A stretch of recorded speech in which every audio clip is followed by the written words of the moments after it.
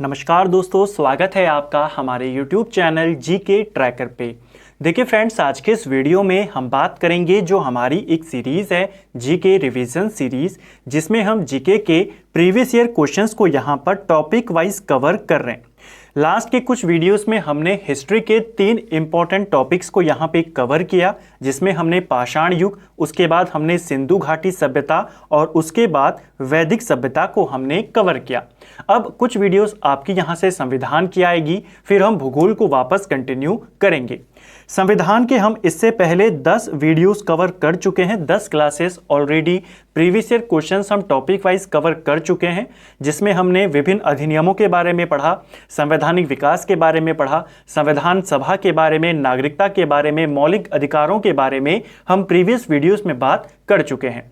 अगर आपने उनको नहीं देखा है, आप उनको प्लेलिस्ट में जाके देख सकते हैं। आज ये हमारा संविधान का 11वां पार्ट यहाँ पर होगा। तो चलिए दोस्तों, आज की क्लास को शुरू करते हैं। आज का हमारा पहला प्रश्न है, भारतीय संविधान मान्यता देता है तो भारत का संविधान किन अल्पसंख्यकों को मान्यता देता है? राइट आंसर है धार्मिक और भाषाई अल्पसंख्यकों को यह मान्यता देता है। ऑप्शन सी हमारा सही आंसर यहां पर हो जाएगा। ठीक है, हमारा संविधान केवल किन को मान्यता देता है अल्पसंख्यक के तौर पर? धार्मिक और भाषाई दोनों को। नेक्स्ट है, यहां पर आपको 2 कथन दिए गए हैं, आपने बताना है उनको पढ़कर कि क्या यहां पर सही है। देखिए, एक कथन है, एक कारण है। कथन देता है कि भारतीय संविधान का अनुच्छेद 30 अल्पसंख्यक वर्ग शब्द को परिभाषित नहीं करता है, तो ये स्टेटमेंट यहां पर सही है।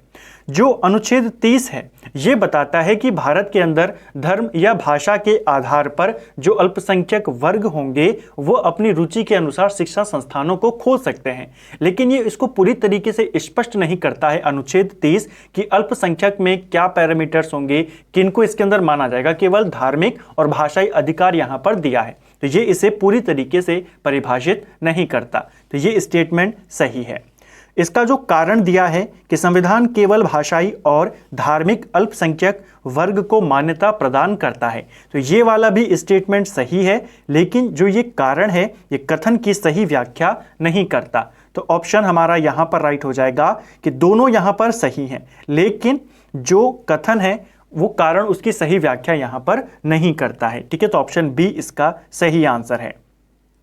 नेक्स्ट है, निम्नलिखित में से किसको संविधान द्वारा मौलिक अधिकारों को लागू करने की शक्ति दी गई है? तो मौलिक अधिकारों को लागू करने की शक्ति सर्वोच्च न्यायालय और उच्च न्यायालय को दी गई है। आप सभी जानते हैं सर्वोच्च न्यायालय को यह शक्ति आर्टिकल 32 के तहत है, जिसमें आपके संवैधानिक उपचारों का अधिकार है, जिसके माध्यम से सुप्रीम कोर्ट अलग अलग प्रकार के रिट जारी करता है।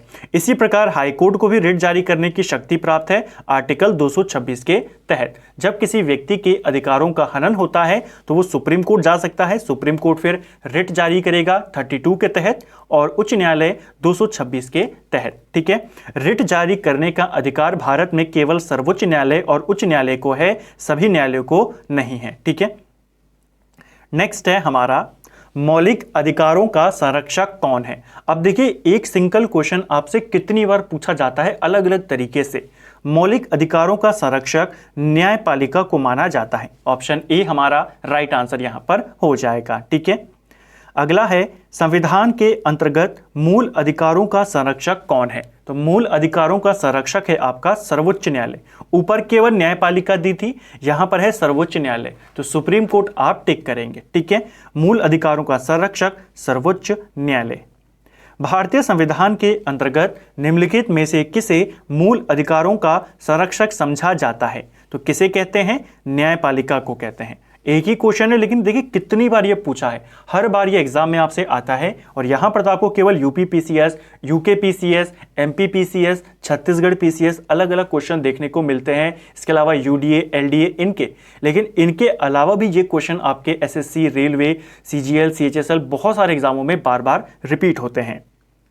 निम्नलिखित में से किस एक को नागरिकों के मौलिक अधिकारों का रक्षक और भारत के संविधान का अभिभावक माना जाता है? तो भारत के संविधान का अभिभावक ये माना जाता है उच्चतम न्यायालय को। ऑप्शन सी हमारा सही आंसर होगा। ठीक है, पहला क्या है? मौलिक अधिकारों का रक्षक। जैसे हम ऊपर पढ़ते हुए आ रहे हैं, संरक्षक किसे कहते हैं? सुप्रीम कोर्ट को। और संविधान का अभिभावक भी इसी को बोला जाता है।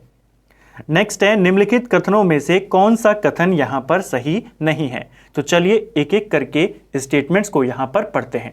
पहला स्टेटमेंट कहता है कि के.एम. मुंशी संविधान के प्रारूप बनाने वाली समिति के एक सदस्य थे। हमने प्रीवियस वीडियोस में बात करी संविधान सभा के बारे में, कैसे उसके अंदर एक प्रारूप समिति बनी। इसके अंदर टोटल 7 सदस्य थे। इसके अध्यक्ष भीमराव अंबेडकर थे और उन 7 सदस्यों में से एक थे के.एम. मुंशी। तो ये प्रारूप समिति में शामिल थे। ठीक है, दूसरा स्टेटमेंट है संविधान सभा के द्वारा भारतीय संविधान स्वीकार किया गया है। तो ये स्टेटमेंट भी सही है। दोनों स्टेटमेंट यहां पर अभी तक सही है। तीसरा है बलवंत राय मेहता समिति रिपोर्ट 1957 के द्वारा पंचायती राज की स्तुति करी गई थी। तो ये स्टेटमेंट भी सही है। पंचायती राज की जो सिफारिश करी गई थी वो बलवंत राय मेहता समिति की रिपोर्ट के आधार पर करी गई थी। ठीक है, चौथा स्टेटमेंट है संविधान के अंतर्गत मूल अधिकारों का संरक्षक भारत का राष्ट्रपति है। तो ये गलत है। ऊपर हम कई बार देख चुके हैं कौन है संरक्षक? Supreme court. निम्नलिखित में से कौन से अधिकार भारतीय संविधान के अनुच्छेद 32 के अंतर्गत प्रवर्तित किए जा सकते हैं? यानी कि कौन से मूल अधिकार हैं जो आपके, या कौन से अधिकार हैं जो अनुच्छेद 32 के तहत प्रवर्तित यानी लागू कराए जा सकते हैं? कौन से हैं? हम सभी जानते हैं आर्टिकल 32 में आपके संवैधानिक उपचारों का अधिकार आता है। इसके तहत मौलिक अधिकारों को आप प्रवर्तित करवा सकते हैं न्यायपालिका के माध्यम से। तो ऑप्शन बी हमारा सही आंसर होगा। नेक्स्ट है, और बहुत इंपॉर्टेंट क्वेश्चन है, कई बार ये क्वेश्चन बना है, निम्नलिखित में से किस एक अधिकार को डॉक्टर भीमराव अंबेडकर के द्वारा संविधान की आत्मा कहा गया था? ये क्वेश्चन बहुत बार आपसे बनता है। देखिए यहाँ पर भीमराव अंबेडकर का नाम आया है, उनकी तरफ से पूछा गया है कि उन्होंने किसको कहा है। तो आप आंसर करेंगे जो हमारे संवैधानिक उपचार का अधिकार है, यानी आर्टिकल 32 को इन्होंने संविधान की आत्मा कहा है। अगर इनका नाम ना हो, सिंपल आपसे क्वेश्चन पूछा जाए संविधान की आत्मा किसे कहा जाता है, तो संविधान की आत्मा प्रस्तावना यानी उद्देशिका को बोला जाता है। लेकिन अगर अंबेडकर का नाम लेकर पूछेगा तो आप बताएंगे संवैधानिक उपचार का अधिकार। ठीक है, देखिए कितनी बार ये क्वेश्चन आपके बना है। नेक्स्ट है, भारत के संविधान के किस अनुच्छेद के अंतर्गत भारत का उच्चतम न्यायालय नागरिकों के मूल अधिकारों के प्रवर्तन के लिए विभिन्न रिट जारी करने का अधिकार रखता है? सुप्रीम कोर्ट की बात हो रही है कि सुप्रीम कोर्ट जो रिट जारी करता है वो कौन से आर्टिकल के तहत करता है, क्योंकि हमने ऊपर पढ़ा हाई कोर्ट भी रिट जारी करता है। हाई कोर्ट 226 से करता है और सुप्रीम कोर्ट आर्टिकल 32 से करता है। तो इस पे टिक मत करना, ये आपका सही आंसर होगा। अगर यहां पर होता कि हाई कोर्ट कौन से अनुच्छेद के तहत करता है, तब आप इसे ना बताकर इसे बताएंगे। ठीक है, दोनों याद करना कि पूछा किसका है, high court 226, supreme court article 32। ठीक है, कितने प्रकार की रिट होती हैं जिनको सुप्रीम कोर्ट के द्वारा जारी किया जा सकता है आर्टिकल 32 के तहत? तो 5 प्रकार की रिट होती हैं। जल्दी से मैं आपको उनके बारे में जानकारी दे देता हूं, क्योंकि इसके आगे उन्हीं से रिलेटेड एमसीक्यूज हैं। तो अगर आपका कॉन्सेप्ट हो जाएगा क्लियर, थ्योरी हो जाएगी, तो एमसीक्यूज करके आपको वो चीजें ज्यादा समय तक याद रहेंगी। देखिए, सुप्रीम कोर्ट और हाई कोर्ट 5 प्रकार के रिट जारी कर सकते हैं। सबसे पहली आती है बंदी प्रत्यक्षीकरण, जिसे बोला जाता है हेबियस कॉर्पस। ठीक है, यह जो आपकी रिट है, यह उस व्यक्ति से रिलेटेड जारी की जाती है जिसको अवैध तरीके से हिरासत में लिया जाता है। यानी कि अगर किसी व्यक्ति को पुलिस के द्वारा गलत तरीके से, अवैध तरीके से हिरासत में ले लिया जाता है, तो वो सुप्रीम कोर्ट में याचिका दायर कर सकता है। सुप्रीम कोर्ट फिर बंदी प्रत्यक्षीकरण की रिट जारी करता है कि इस व्यक्ति को हमारे सामने आप 24 घंटे के अंदर पेश करें, हम देखेंगे कि आपने लीगल तरीके से लिया है इनको हिरासत में या इल्लीगल तरीके से। तो यह है आपका बंदी प्रत्यक्षीकरण हेबियस कॉर्पस, जो कहता है कि आप इन्हें हमारे सामने प्रस्तुत करें। दूसरी जो रिट है वो है परम आदेश, जिसे मैंडेमस बोला जाता है। यानी कि अगर कोई व्यक्ति, सरकारी व्यक्ति या कोई संस्था अपना काम सही से नहीं करते हैं तो आप उनके खिलाफ अगर सुप्रीम कोर्ट जाते हैं तो वो उन्हें परम आदेश की रिट जारी करता है कि हम आपको आदेश देते हैं, आप अपना काम करें। ठीक है, तो वो है परम आदेश, इंग्लिश में जिसे मैंडेमस बोला जाता है। तीसरी जो रिट आती है वो आती है प्रतिषेध लेख, जिसे प्रोविजन बोला जाता है, यानी रोको बोला जाता है। ठीक है, इसमें क्या होता है, जो आपकी प्रतिषेध लेख होती है कि जो ऊपर वाले कोर्ट होते हैं, जैसे सुप्रीम कोर्ट हाई कोर्ट को बोलेगा, हाई कोर्ट अपने से नीचे वाले कोर्ट्स को बोलेगा, उनके अधिकार क्षेत्र में नहीं है, उनको कहा जाता है कि आप इस क्षेत्र में, या ये जो अधिकार क्षेत्र है ये आपके अंदर में नहीं आता है, आप इसके ऊपर कोई भी डिसीजन नहीं ले सकते हैं। ठीक है, ये आता है आपके प्रतिषेध लेख में। चौथी आती है उत्प्रेक्षण, जिसे सट्योरी बोला जाता है, जिसके तहत जो अपर कोर्ट्स होती हैं वो लोअर कोर्ट्स को ये आदेश देती हैं कि आपके पास जितने भी जो पेंडिंग केसेस हैं आप उनका ब्यौरा और उन्हें हमारे पास ट्रांसफर कर दें। ये कहती है उत्प्रेक्षण। ठीक है, और पांचवी आती है अधिकार पृच्छ, जिसे इंग्लिश में क्यू वारंटो बोला जाता है, जो तब जारी की जाती है कि अगर कोई ऐसा व्यक्ति ऐसे पद पर काम कर दे जिस पे वो करने लायक नहीं है, उसका वहां पे लीगल नहीं है काम करना, तब ये रिट जारी होती है कि किस अधिकार से आपने इस काम को किया है। तो ये 5 प्रकार के रिट हैं। अब इनसे जुड़े हुए एमसीक्यूज हम यहां पर देखेंगे। चलिए, नेक्स्ट है, निम्नलिखित में से किस एक प्रलेख को किसी व्यक्ति की स्वतंत्रता का महानतम रक्षक माना जाता है? तो यह माना जाता है बंदी प्रत्यक्षीकरण को। जैसे मैंने ऊपर आपको बताया कि अगर किसी अवैध तरीके से हिरासत में ले लिया जाता है तो वो सुप्रीम कोर्ट जा सकता है और तब सुप्रीम कोर्ट जारी करता है बंदी प्रत्यक्षीकरण, हमारे सामने लाओ। अगर सुप्रीम कोर्ट पाता है कि इसे अवैध तरीके से लिया गया है, लीगल तरीके से नहीं लिया गया है, तो सुप्रीम कोर्ट उसे स्वतंत्र कर देता है। यानी कि जो ये बंदी प्रत्यक्षीकरण रिट है, ये किसी भी व्यक्ति को गलत तरीके से हिरासत में जाने से रोकती है, उसके खिलाफ है। ठीक है, तो ये किसी भी व्यक्ति की स्वतंत्रता की रक्षक मानी जाती है, ये वाली रिट। ठीक है, ऑप्शन बी। नेक्स्ट है, व्यक्तिगत स्वतंत्रता के लिए उच्च न्यायालय निम्नलिखित में से किस रिट को जारी कर सकता है? तो व्यक्तिगत स्वतंत्रता यानी कि अगर गलत तरीके से लिया है तो आपको आजाद कर दिया जाएगा। कौन सी रिट आती है? बंदी प्रत्यक्षीकरण। बहुत बार ये क्वेश्चन बन जाता है। नेक्स्ट है, व्यक्तिगत स्वतंत्रता के अधिकार के लिए निम्नलिखित में से कौन सी रिट याचिका दायर की जा सकती है? तो कौन सी है व्यक्तिगत स्वतंत्रता के लिए? हमने ऊपर पढ़ी बंदी प्रत्यक्षीकरण, लेकिन यहां पर आपको ऑप्शन कैसे दे दिए? इंग्लिश में दे दिए। तो बंदी प्रत्यक्षीकरण को हेबियस कॉर्पस बोला जाता है। ठीक है, मैंडेमस को बोला जाता है परम आदेश, क्यू वारंटो को बोला जाता है अधिकार पृच्छ, सट्योरी को बोला जाता है आपका प्रतिषेध लेख। ठीक है, ये आपको याद करना है, कई बार आपको हिंदी और इंग्लिश दोनों पूछे जाते हैं। ठीक है, संवैधानिक उपचारों में से किसे पोस्टमार्टम भी कहा जाता है? तो इनमें से किसे पोस्टमार्टम भी कहते हैं? राइट आंसर है हमारा यहां पर ऑप्शन सी, उत्प्रेक्षण और अधिकार पृच्छ। इन दोनों को पोस्टमार्टम भी बोला जाता है। जो आपकी अदर जो रिट है, जैसे बंदी प्रत्यक्षीकरण की हो गई, प्रतिषेध की हो गई, परम आदेश की हो गई, ये डायरेक्ट ऑर्डर्स दिए जाते हैं, आपको ये काम करने होते हैं। ठीक है, यहां पर ब्यौरा नहीं मांगा जाता, यहां पर आपसे रिपोर्ट नहीं ली जाती। लेकिन जो उत्प्रेक्षण है, जिसमें यह बोला जाता है आपके पास कितने केसेस पेंडिंग है, उनको आप हमारे पास उनका ब्यौरा भेजिए, उन्हें हमें दीजिए, वो सारा इसमें होता है। यानी कि पूरा एग्जामिनिंग उसको किया जाता है, री एग्जामिनेशन उसका होता है, कितने केसेस हैं, किसके क्या अधिकार क्षेत्र में है, कहां तक उसकी प्रोसेस है। इसी प्रकार अधिकार पृच्छ में भी आपसे जवाब मांगा जाता है, किस अधिकार से आपने ये काम किया है, किसने आपको अथॉरिटी दी है। तो इसके अंदर पूरी डिटेल से काम होता है, इसीलिए इन्हें पोस्टमार्टम भी बोला जाता है। पूरी तरीके से यहाँ पर एग्जामिन किया जाता है। बाकियों में कोई एग्जामिन नहीं किया जाता, डायरेक्ट आपको ऑर्डर किया जाता है कि हमारे सामने पेश किया जाए, आप पेश करते हैं। आप इस काम को नहीं कर सकते, प्रतिषेध लगा दिया जाता है, रुकावट हो गई है, उस पर बहस नहीं होती कि क्यों नहीं हो सकता, क्यों हम इस अधिकार क्षेत्र में नहीं है, वो नहीं होता है। ठीक है, लेकिन इन दोनों में क्या होता है? इन दोनों में पूरी तरीके से एग्जामिनेशन होता है। ठीक है, चलिए नेक्स्ट है, जब सर्वोच्च न्यायालय किसी व्यक्ति अथवा संस्था को उसके दायित्व के निर्वहन हेतु लेख जारी करता है तो उसे क्या कहते हैं? तो उसे कहते हैं परम आदेश। जैसे मैंने आपको ऊपर बताया कि अगर कोई व्यक्ति अपने कर्तव्य का सही तरीके से पालन नहीं कर रहा है तो उसको सुप्रीम कोर्ट परम आदेश देता है कि आप अपने कर्तव्य का पालन करें, हम आदेश देते हैं। ऑप्शन बी इसका सही आंसर है। नेक्स्ट है, निम्नलिखित में से कौन सही सुमेलित नहीं है? तो चलिए इनको देखते हैं। अस्पृश्यता का अंत क्या अनुच्छेद 17 के तहत किया गया है? बिल्कुल सही है। मौलिक अधिकारों के बारे में हमने लास्ट वीडियो में ही बात करी थी, आप वहां पे जाके डिटेल में देख सकते हैं।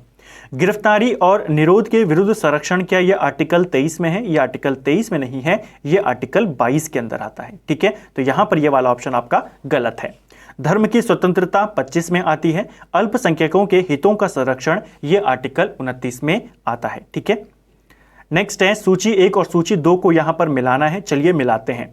उपाधियों का निषेध 21 आर्टिकल के तहत किया गया है, आर्टिकल 18 के तहत।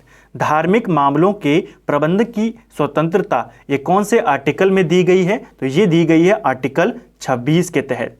अल्पसंख्यकों की भाषा का संरक्षण ये आर्टिकल 29 देता है और शिक्षा का अधिकार ये आर्टिकल 21 देता है। तो ये इनका सही क्रम है, इनको याद करना है, ऐसे क्वेश्चन आपसे बनते हैं।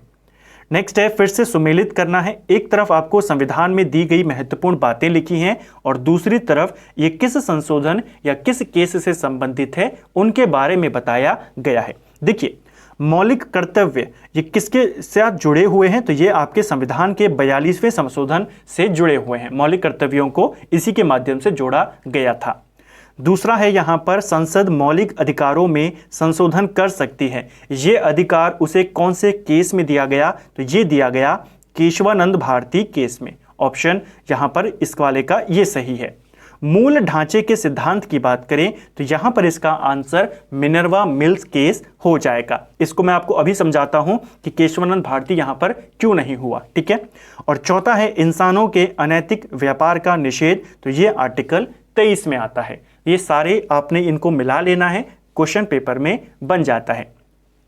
अब इन दोनों की जरा डिटेल में बात करते हैं। देखिए, जो केशवानंद भारती केस था इसका डिसीजन आया आपके 1973 में और जो मिनर्वा मिल्स केस था ये आया आपके 1980 में। ठीक है, सबसे पहले सुप्रीम कोर्ट ने माना कि संसद मौलिक अधिकारों में संशोधन कर सकती है केशवानंद भारती के केस में। ठीक है, और यहीं पर उसने मूल ढांचे का सिद्धांत भी दिया। कहां पर? केशवानंद भारती के केस में। लेकिन इस सिद्धांत को पूरी तरीके से जो अनुमोदित किया गया, पूरी तरीके से परिभाषित किया गया, वो मिनर्वा मिल्स केस में किया गया। तो इसीलिए यहां पर इसका आंसर क्या हो जाएगा? Minerva mills. लेकिन अगर ऑप्शन में ये नहीं होता है तो ये अधिकार कब दिया गया? ये सबसे पहले इसी केस में दिया गया। तो शुरुआत कहां से हुई? केशवानंद भारती केस से, और पूरी तरीके से जब इसको अनुमोदित कर दिया गया, परिभाषित कर दिया गया, वो मिनर्वा मिल केस था। इसको आपको याद करना है। आगे के क्वेश्चन में ये और अच्छे तरीके से आपका क्लियर हो जाएगा। किस वाद ने संसद को मौलिक अधिकारों में संशोधन का अधिकार दिया था? तो किस वाद में दिया था? देखिए, अब इसका आंसर क्या होगा? केशवानंद भारती वाद में दिया था। इसका डिसीजन 1973 में आया था। ठीक है, एक प्रसिद्ध केस था गोलकनाथ केस। ठीक है, इसका डिसीजन 1967 में आया था, जहां पर सुप्रीम कोर्ट ने बोला कि आप मौलिक अधिकारों में संशोधन नहीं कर सकते। लेकिन उसके बाद 73 में इस केस को उसने पलट दिया, इसके डिसीजन को, और बोला आप मौलिक अधिकारों में संशोधन कर सकते हैं, लेकिन जो संविधान के आधारभूत तत्व हैं, यानी कि जो बेसिक एलिमेंट्स हैं, आप उसमें चेंजेस नहीं कर सकते। तो शुरुआत यहां पर हो गई थी मूल ढांचे की। पूरी तरीके से कब आया? मिनर्वा मिल्स केस में 1980 में। अगर ऑप्शन में नहीं होगा आप इसी को बताएंगे। तो अधिकार ये तो दिया इसी में गया था, केशवानंद भारती वाद में। यहां पर अगर मिनर्वा मिल्स भी होता तो भी आंसर इसका क्या होता? केशवानंद भारती केस। ठीक है, क्योंकि अधिकार इसे यहीं पर मिला था।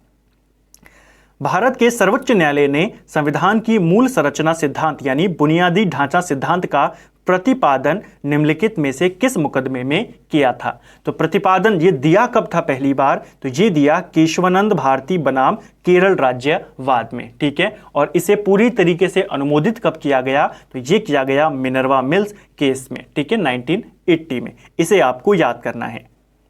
निम्नलिखित में से किस वाद ने भारतीय संविधान के मूल संरचना के सिद्धांत की रूपरेखा प्रतिपादित करी थी? देखिए वही क्वेश्चन है, किस तरीके से बनता है। रूपरेखा जो आई थी मूल ढांचे की, वो आपके केशवानंद भारती बनाम केरल राज्य वाले केस में आई थी, जैसे मैंने आपको ऊपर बताया। और पूरी तरीके से कब बना? मिनर्वा मिल्स के केस में। ठीक है, तो ये आपको ध्यान से क्वेश्चन को पढ़ना है। नेक्स्ट है, भारत में संपत्ति के अधिकार की क्या स्थिति है? देखिए भारत के अंदर संपत्ति का अधिकार एक विधिक अधिकार है जो किसी भी व्यक्ति को प्राप्त होता है। तो ऑप्शन बी हमारा सही आंसर हो जाएगा।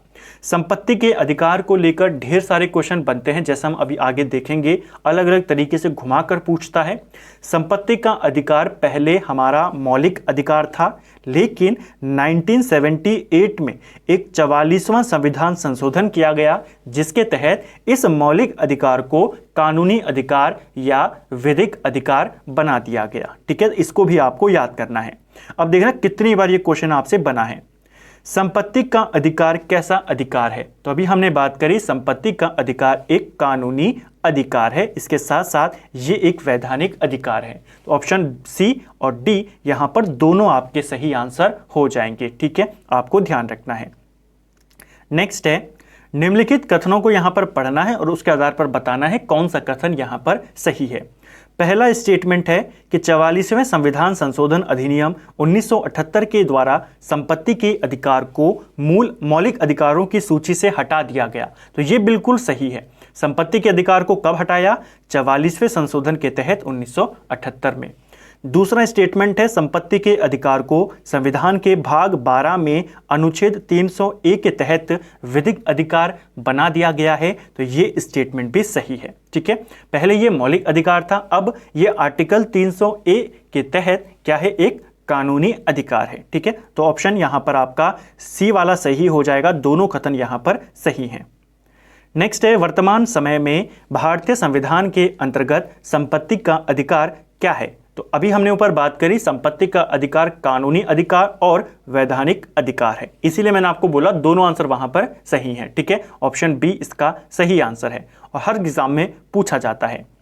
नेक्स्ट है, निम्नलिखित में से किसके द्वारा संपत्ति के मूल अधिकार का लोप किया गया है? यानी कि इसको खत्म किसके तहत किया गया, चेंज इसको कर दिया गया, कानूनी अधिकार बना दिया गया? तो वो था आपका 44वां संविधान संशोधन। ऑप्शन सी इसका राइट आंसर है। ठीक है, संपत्ति के मौलिक अधिकार को कब समाप्त किया गया था? तो 1978 में 44वें संविधान संशोधन के तहत। कितनी बार पूछा जाता है और हर बार थोड़ा सा चेंज कर देता है लैंग्वेज के अंदर। किस संवैधानिक संशोधन अधिनियम ने मौलिक अधिकारों की सूची से संपत्ति के अधिकार को हटा दिया? कौन सा था? 1978 वाला। तो एक ही है 78, यही हमारा सही आंसर है। किस संशोधन के द्वारा संपत्ति का अधिकार समाप्त किया गया? तो यह है आपका 44वां संविधान संशोधन। एक ही क्वेश्चन है लेकिन कितनी बार अलग अलग पेपरों में कैसे कैसे पूछा गया है आप यहां पर देख सकते हैं। ठीक है, भारतीय संविधान के 44वें संशोधन से मौलिक अधिकारों की श्रेणी से निम्नलिखित में से कौन सा अधिकार हटा दिया गया? अब यहां पर आपसे क्वेश्चन उसने रिवर्स कर दिया। अभी तक आर्टिकल पूछ रहा था, अब पूछ रहा है अधिकार कौन सा था? तो यह था आपका संपत्ति का अधिकार। जिस संविधान संशोधन से नागरिकों की संपत्ति के अधिकार के मूल अधिकारों की सूची से निष्कासन किया गया वो कौन सा था और कितनी बार आया है? तो वो था आपका 44वां। कौन सा है 44वां? Option C. निम्नलिखित में से कौन सा मौलिक अधिकार नहीं है? तो इनमें से कौन मौलिक अधिकार नहीं है? हम ऊपर कर चुके संपत्ति का अधिकार। ठीक है, ये अब एक कानूनी अधिकार है। ठीक है, मौलिक अधिकार नहीं है। नेक्स्ट है हमारा, निम्नलिखित में से कौन सा मूल अधिकार भारतीय संविधान में नागरिकों को नहीं दिया गया है? तो कौन सा मूल अधिकार है जो भारतीय नागरिकों को या संविधान के द्वारा नहीं दिया गया है? तो यह है आपका संपत्ति का अधिकार। ठीक है, ये मूल अधिकार नहीं है, ये कानूनी अधिकार है। बाकी ये सारे आपके मौलिक अधिकार हैं। भारतीय संविधान में निम्न में से कौन सा अधिकार प्रदान नहीं करता है? तो कौन सा अधिकार संविधान हमें नहीं देता है? देखिए, समानता का अधिकार हमारा संविधान हमें देता है आर्टिकल 14 से लेकर 18 तक। धर्म पालन करने का अधिकार देता है आर्टिकल 25 से लेकर 28 तक। स्वतंत्रता का अधिकार भी देता है आर्टिकल 19 से लेकर 22 तक। इनके बारे में डिटेल में हमने प्रीवियस वीडियो में बात करी थी संविधान के। ठीक है, समान आवास का अधिकार हमारा संविधान नहीं देता है। ऑप्शन ए हमारा सही आंसर यहां पर हो जाएगा। निम्नलिखित में से कौन सा मूल अधिकार भारतीय संविधान में नागरिकों को नहीं दिया गया है? तो मूल अधिकार नहीं है, वो है आपका सूचना का अधिकार। ठीक है, सूचना का अधिकार एक कानूनी अधिकार है जिसे 2005 में अधिनियम के द्वारा दिया गया था। ठीक है, तो यह एक विधिक अधिकार है। 2005 के सूचना का अधिकार अधिनियम जो आया था उसके तहत यह नागरिकों को मिला है। ठीक है, निम्नलिखित में से कौन सा मूल अधिकार विदेशी नागरिकों को प्राप्त नहीं है? तो इनमें से कौन सा मूल अधिकार है जो विदेशियों को प्राप्त नहीं है, आपने बताना है। राइट आंसर है अभिव्यक्ति की स्वतंत्रता का अधिकार, ये विदेशियों को प्राप्त नहीं है। इसे आपको याद करना है, क्वेश्चन पेपर में बन जाता है। कौन कौन से ऐसे आर्टिकल्स हैं? कुछ ऐसे आर्टिकल्स मौलिक अधिकार हैं जो केवल भारत के नागरिकों को मिले हैं, विदेशियों को नहीं मिले हैं। बहुत बार ये क्वेश्चन बनता है। कौन कौन से हैं जल्दी से देख लेते हैं। एक तो आपका यही है अभिव्यक्ति की स्वतंत्रता का अधिकार, यानी कि जो आर्टिकल 19 है ये विदेशियों को नहीं मिला है। इसके अलावा जो आर्टिकल 15 कहता है कि धर्म, मूल, जाति, लिंग, जन्म स्थान इनके आधार पर भेदभाव नहीं किया जाएगा, आर्टिकल 15 ये भी केवल भारत के नागरिकों को मिला है, विदेशियों को नहीं। इसके अलावा आर्टिकल जो आपका 29 है जो कहता है अल्पसंख्यकों को शिक्षा और संस्कृति से संबंधित जो संस्थान है उनको बनाने और चलाने की स्वीकृति, उनकी स्वतंत्रता, तो ये भी केवल भारत को प्राप्त है, भारत के नागरिकों को प्राप्त है। इसके अलावा आर्टिकल 16 है जो ये कहता है कि लोक नियोजन के विषय में अवसर की समानता होगी, तो वो भी केवल नागरिकों के लिए है, विदेशियों के लिए नहीं। और एक है आपका आर्टिकल 30 जो यहां पर अल्पसंख्यकों को अपने हितों के लिए यहां पर देता है। ठीक है, 29 हितों के लिए देता है, 30 उनकी संस्थाओं के लिए देता है। तो ये 5 आर्टिकल आपको याद रखने हैं, 15, 16, 19, 29 और 30 ये केवल भारतीय नागरिकों को मिले हुए हैं। ठीक है, इसे आपको याद करना है। बाकी के जो मौलिक अधिकार हैं, चाहे आपका वो आर्टिकल 14 हो जिसमें विधि के समान समानता है, आर्टिकल 20 हो अपराधों के लिए दोष सिद्धि के संबंध में संरक्षण, आर्टिकल 21 प्राण और दैहिक, ये सारे के सारे उनको मिले हुए हैं। ठीक है, 22 हो गया, 23, 24, 25, 26, 27, 28 ये सब दोनों को मिले हुए हैं। ठीक है, नागरिकों को भी और उनको भी। नेक्स्ट है भारतीय संविधान के अंतर्गत निम्नलिखित अधिकारों में से कौन सा एक अधिकार सभी व्यक्तियों को प्राप्त है? तो कौन सा है जो सभी व्यक्तियों को यहां पर प्राप्त है? वो है अभी मैंने आपको डिटेल में बताया विधि के समान समानता, यानी कि आर्टिकल 14 ये सबको प्राप्त है, नागरिकों को भी और विदेशियों को भी। नेक्स्ट है हमारा भारत में रहने वाला ब्रिटिश नागरिक दावा नहीं कर सकता है। तो किस चीज़ का वो दावा नहीं कर सकता है? वो व्यापार और व्यवसाय की स्वतंत्रता के अधिकार का दावा नहीं कर सकता, क्योंकि हमने देखा ना आर्टिकल 19 उसे नहीं मिला हुआ है। ठीक है, तो ये उसका दावा नहीं कर सकता। बाकी विधि के सामने वो समान होगा, जीवन व्यक्तिगत स्वतंत्रता की उसे सुरक्षा है, धर्म की स्वतंत्रता है, ये सारे अधिकार उसे मिले हुए हैं, ये वाला अधिकार नहीं है। भारतीय संविधान द्वारा प्रदत्त निम्न में से कौन सा अधिकार गैर नागरिकों को भी उपलब्ध है? तो इनमें से कौन सा है जो गैर नागरिकों को मिला हुआ है? वो है आपका ऑप्शन डी संवैधानिक निराकरण का अधिकार, जिसे हम संवैधानिक उपचार का अधिकार भी कहते हैं, जो सुप्रीम कोर्ट में है आर्टिकल 32। ठीक है, जो मूल अधिकार सारे तो नहीं मिले हुए हैं विदेशियों को, लेकिन जो मिले हुए हैं, जैसे आर्टिकल 14 मिला हुआ है, 15वां आपका मिला हुआ है, जो आर्टिकल उसे मिले हुए हैं उनके तहत अगर उसके 15 नहीं मिला हुआ है, ठीक है, 14 मिला हुआ है, इसके अलावा 17 मिला हुआ है, आपका 19 नहीं मिला है, 20 मिला हुआ है, तो जो मूल अधिकार विदेशियों को मिले हैं अगर उनका हनन होता है तो उनके पास भी यह अधिकार है कि वो इनका निराकरण या न्यायालय के द्वारा उनको लागू करवा सकते हैं। ठीक है, तो ये अधिकार विदेशियों को भी है, यानी आर्टिकल 32 का अधिकार। नेक्स्ट है बंधुआ मजदूर उन्मूलन अधिनियम संसद ने कब पारित किया था? काफ़ी इंपॉर्टेंट प्रश्न है। जो बंधुआ मजदूर उन्मूलन अधिनियम है ये आपके 1976 में आया था। ऑप्शन बी हमारा सही आंसर यहां पर हो जाएगा। ठीक है, नेक्स्ट है निम्नलिखित कथनों में से कौन सा कथन यहां पर सही है?